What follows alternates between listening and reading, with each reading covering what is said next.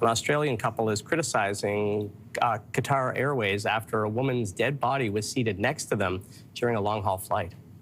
So they looked a bit frustrated, and then they just looked at me and saw the seats were available beside me. My wife was on the other side. We were in a row of 4 by ourselves, and they just said to me, "Can you move over, please?"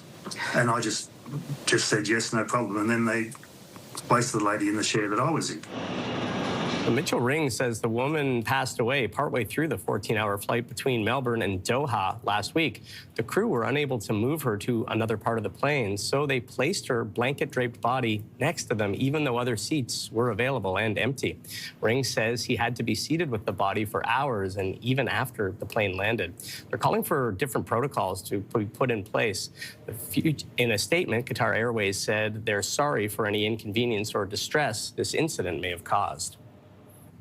A Southwest Airlines flight landed safely in Chicago after a close call with a business jet on the ground on Tuesday morning. Tower Southwest 2504, how'd that happen? Local reports in Chicago say the pilot of the private jet was warned 9 times to stop, but those instructions were not followed. The FAA and NTSB are now investigating. Amazingly, this wasn't the only aborted landing in the U.S. on Tuesday. Around 8:20 a.m., an American Airlines flight had to cancel its landing at Ronald Reagan Airport in Washington to avoid a plane that was ready to depart from the same runway. Experts say better funding is needed to improve airport traffic in the United States.